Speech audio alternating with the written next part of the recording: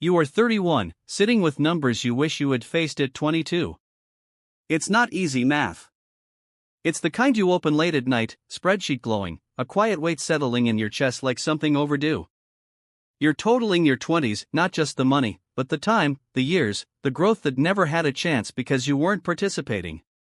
The investments you didn't make. The ownership you didn't build.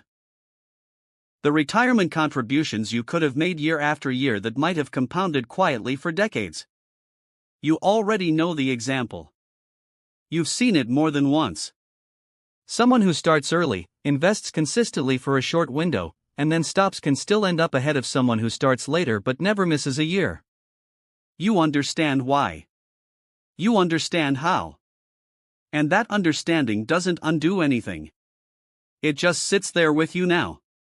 So this is your starting point. Not zero. Because zero doesn't come with awareness. You're starting with hindsight, and it has a cost attached to it. A real one.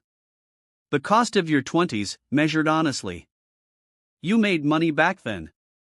Maybe not much at first, then gradually more. And most of it went somewhere. Not into disasters that would almost be easier to accept. There's no single moment to point at and say, that's where it all disappeared. It went in quieter ways. Slightly higher rent for a place that felt worth it. Meals out that seemed harmless. A car payment that fit your budget until it didn't. Weekends that were fun in the moment and left nothing behind but memory. A relationship that ended and took a few thousand with it. Subscriptions that slipped under your attention. Small conveniences, repeated daily, over years. That's where it went. If you're honest, your savings rate probably stayed low. A few percent, maybe less. Income rose over time, but the habit didn't change with it. Maybe there's a small retirement account from a job that enrolled you automatically. Maybe a few thousand sitting in a bank account that never quite turned into real investment. Maybe less than that. Maybe nothing at all. And here you are at 31, aware of it in a way that stings, because the responsibility traces back to you. Here's the part that matters: this is still fixable. Not easily. Not without trade-offs. And not without changing how you think about money in a very real way.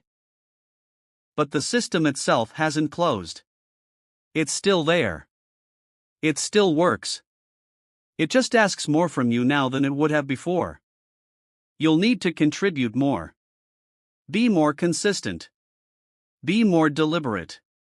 Some goals might take longer than they would have. That's part of the cost. But the path is still open. It hasn't gone anywhere. It's available every day you choose to use it. The shift in your 30s is subtle, but it's real. In your 20s, consequences feel distant. 40 years might as well be abstract. It doesn't create urgency. It doesn't feel connected to you. The version of yourself who needs that money feels like someone else entirely. And people don't make long-term sacrifices for someone they don't feel connected to. At 31, that distance shrinks. It starts to feel closer, more defined. You've seen enough now to know how things actually play out. You've watched people older than you deal with realities you hadn't thought about before. You've had moments, financial, physical, personal, that made the future feel less theoretical. And the question has started to change. It's no longer what happens eventually. It's what happens if I don't change this. That's when urgency shows up. This is what your 30s give you that your 20s never quite could. Not information, you already had that. What's different now is the feeling. The awareness that time isn't endless, that choices carry weight, and that inaction is still a choice with consequences you can actually picture. Close enough now to feel real. Use that. Don't soften it.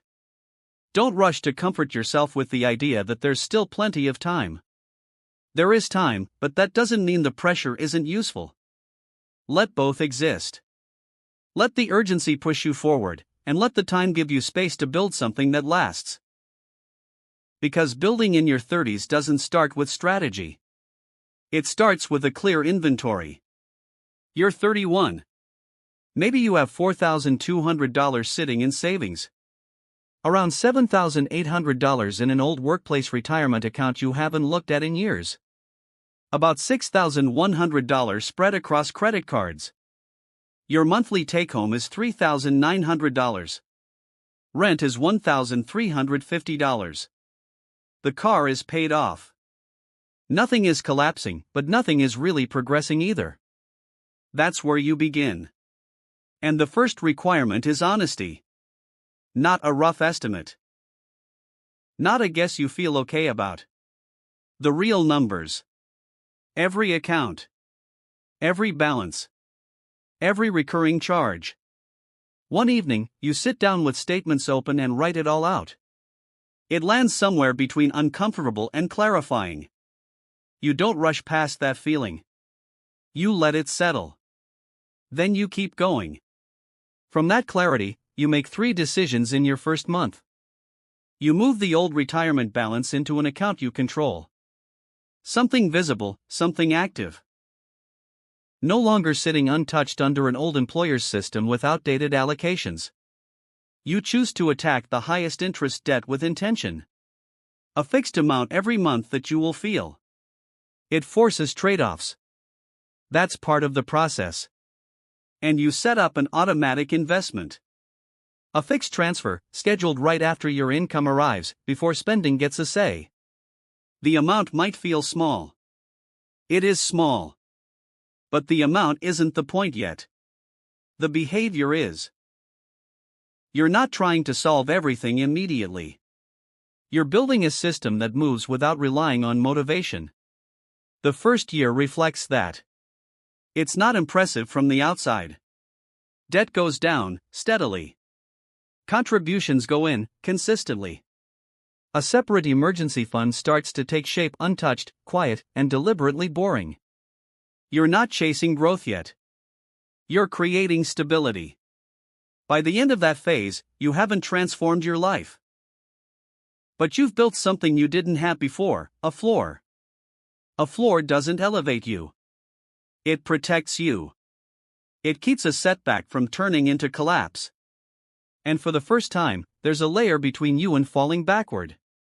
The feeling isn't excitement. It's relief. And that matters more than you expected. A little over a year in, the last piece of high-interest debt disappears. No announcement. No audience. Just a quiet moment where a balance hits zero and stays there. What used to leave your account every month is now available. And the key difference now is what you do next. You don't absorb it into spending. You redirect it immediately. The system expands. The machine gets a larger input. Because that's the shift, money doesn't drift anymore. It gets assigned. By 33, things begin to change shape. The debt is gone. The emergency fund has grown into something meaningful enough to cover real life for a while if needed. Not complete yet, but solid. And your income has improved. Not by accident. You asked for more. You positioned yourself differently. Something you might have avoided before now feels necessary. But your lifestyle doesn't expand to match it. That's deliberate. The additional income goes straight into the system, retirement accounts, long-term investments, places where it compounds instead of disappears. Your monthly structure stays stable. The difference flows into building. This is where momentum starts to feel real. Not dramatic. Not sudden. But consistent, controlled, and pointed in the right direction. And for the first time, your money is doing something other than reacting. The numbers changed because you changed how you handled them. This is the discipline your 30s require that your 20s never enforced. You watch your income increase and make a conscious decision not to let your lifestyle follow it, at least not fully, not yet. In your 20s, raises felt like permission. More money meant more spending because there would always be another raise, another year, more time to figure it out later. In your 30s, you see it differently. Every raise is a lever. And a lever only matters if you actually use it. A year ago, you were investing $200 a month. Now it's $1,100. That shift didn't come from luck. It came from restraint, from directing increases instead of absorbing them. So what does that look like a few years in? You're 35 now. 4 years of consistent effort behind you. No unrealistic assumptions. No extraordinary gains.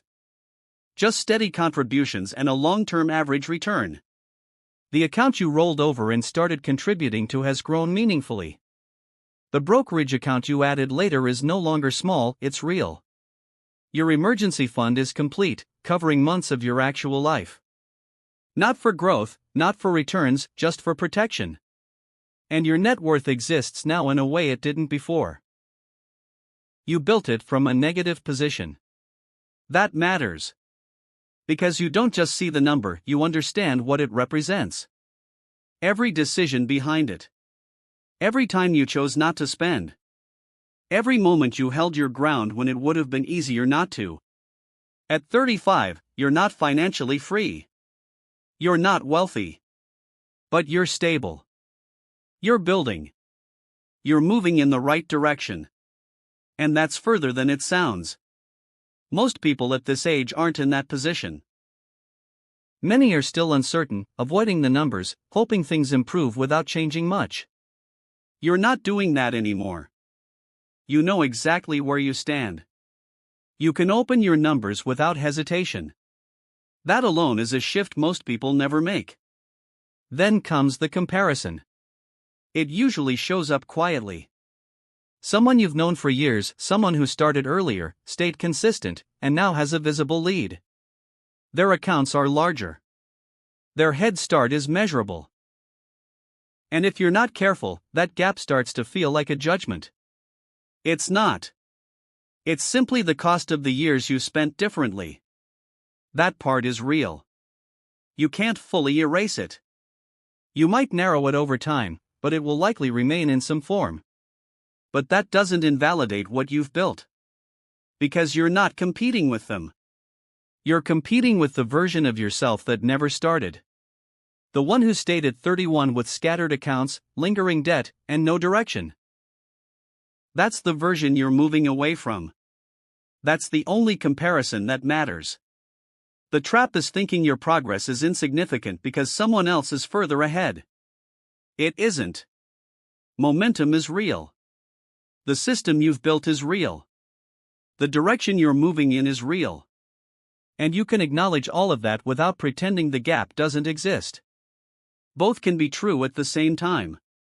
There's also something else that doesn't get talked about enough. You're actually better at this now than you would have been earlier.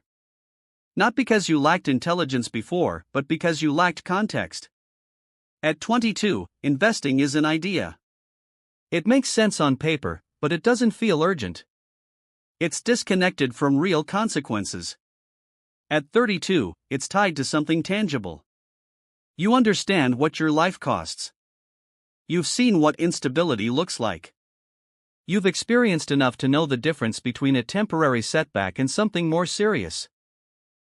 That changes how you act. You're less reactive. Less likely to panic when things fluctuate. More willing to negotiate your income because you understand its impact. More precise about what you cut and what you protect. You're not just following advice anymore. You're making decisions with context. The person who starts at 31 is not a delayed version of the person who started at 22. They are a different kind of investor entirely. Less emotional about it. Less attached to narratives. Less impressed by hype. More focused on repetition than inspiration. More willing to accept that wealth is not built in moments of insight, but in years of unremarkable behavior. They've already experienced the gap between how financial life feels and how it actually behaves. That gap is not just information, it's conditioning. It removes illusions. And once those illusions are gone, decisions get cleaner. That's the quiet advantage. A calibrated investor makes fewer dramatic errors. And over decades, avoiding catastrophic mistakes matters more than having started early and drifting off course. Compounding only rewards what actually stays invested long enough to compound. There's another advantage that usually gets overlooked: income. By your 30s, you are almost certainly earning more than you did at 22. Often significantly more. That changes the structure of the problem. At 22, even small contributions feel heavy because they compete directly with survival and early life instability. At 33, the same contribution, though larger in absolute terms, is often a smaller percentage of a more stable income base. That matters. Starting later means time is shorter, but earning capacity is higher. The real task becomes simple in principle, difficult in practice. Convert higher earnings into invested capital as aggressively and consistently as possible for as long as possible. The market will not adjust itself for your timeline. It behaves the same regardless. Your leverage comes from input, not hope. And that changes the focus of the next decade. It demands income growth not passively, but deliberately. Skill development that translates into higher pay. Negotiation that reflects actual value instead of assumed value. Career moves that prioritize compensation when appropriate. In some cases, additional income streams when the primary ceiling is visible. The system only compounds what you feed it. It also demands protection. In your 20s, you can ignore risk and often get away with it. In your 30s, that becomes less true. Structure matters. Legal basics matter. Insurance matters. A will is not optional planning anymore, it is part of the foundation. Disability coverage is not theoretical. It is income protection. An emergency fund is not a goal, it is infrastructure. Because what you are building now can actually be disrupted. And the later you start, the less room there is to recover from preventable shocks. It also demands something more subtle: patience without illusion. There is a temptation, especially for someone starting later, to search for compression faster paths, sharper returns, strategies that promise to make up for lost time. Some of those are real in narrow cases, but most are just variations of the same risk dressed in urgency. And urgency is the specific vulnerability of the late starter. The awareness of being behind creates pressure to shortcut the very process that only works through time.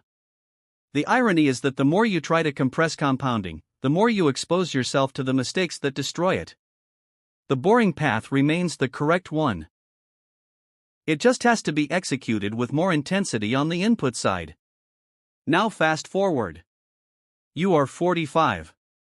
14 years of consistency from a starting point that didn't look promising on paper. Not perfect years. Not frictionless years. 2 periods where contributions slowed because life tightened its grip. 1 major market downturn where your portfolio dropped sharply on paper and you did nothing dramatic, you kept investing anyway. That behavior compounds too. By 45, the numbers reflect time plus discipline. Retirement accounts have grown into the mid-6 figures. A brokerage account exists with meaningful liquidity. A home was purchased later than average, but equity has accumulated steadily. Net worth is now in a range that would have seemed unrealistic at 31, not because it is extreme, but because it is stable, coherent, and self-reinforcing. Income has climbed as well. Not by accident, but by repeated upward adjustments over time.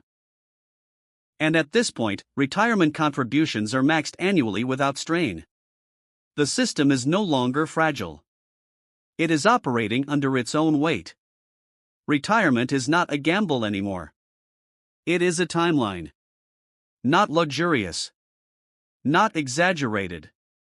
But real enough that uncertainty is no longer the dominant financial feeling. And something else changes here that numbers don't fully capture. You become a reference point. Someone younger asks when to start. Not in theory, but in practice. A family member. A colleague. A neighbor. And the answer is not motivational. It is specific. You tell them the truth, what waiting cost, measured in years of compounding that didn't happen. Not as regret. As arithmetic. Because at this stage, you don't need to exaggerate the urgency. You already know what time does when it is used well, and what it does when it isn't. You tell them anyway. Not because they'll fully understand it at 19, they won't. 65 isn't a real place yet. Time doesn't feel like something that runs out, it feels like something that stretches forever. That's just how it is at that age. But you tell them regardless, because someone should have told you, and nobody did. And that alone changes what the truth is for you now. It becomes something you can pass on, even if you couldn't use it in time. So you don't soften it. You tell them the part that matters most. If you start late, you do not end up in the same place as if you had started early. That is not motivational language. It is arithmetic. Time is not neutral in compounding. Years in the system matter in a way that cannot be fully replaced later. That loss is real. It doesn't disappear because you understand it. And you are allowed to look at it clearly without turning it into self-erasure. But that is only one side of it. Because there is something else that people miss when they only focus on the starting point. The person who begins at 31 is not just repairing time. They are building with awareness. They are no longer guessing. They are no longer romantic about markets or progress. They know what inconsistency costs. They've seen what delay turns into. That changes the quality of every decision that follows. The machine is not magic. It never was. It is repetition under constraint. Income in. Expenses controlled. Capital left untouched long enough for time to do its part. That's it. No mystery, no secret doorway. Just behavior held steady long enough for behavior to matter. And yes, starting late means you must apply more force. More income directed into the system. More discipline around lifestyle expansion. Fewer detours that feel harmless in the moment but compound in the wrong direction. You cannot undo the past version of yourself who didn't know this. But you also don't need to stay aligned with them. There is a version of this story that ends quietly in regret. Not dramatic failure, just drift. Awareness without action. A slow acceptance that it's too late, even when it isn't. That version is common. It doesn't announce itself. It just unfolds. And there is another version. The one where you close the tab. Open the account. Set the transfer. Not because it feels perfect, but because it is the only direction that compounds instead of erodes. The one where you decide something simple and final. This is the youngest I will ever be again. Or 33. Or 38. It doesn't matter where it begins anymore. What matters is that it begins. And then it continues. Because the system doesn't respond to regret, or delay, or comparison. It responds to input. It opens every day regardless. And it takes whoever shows up.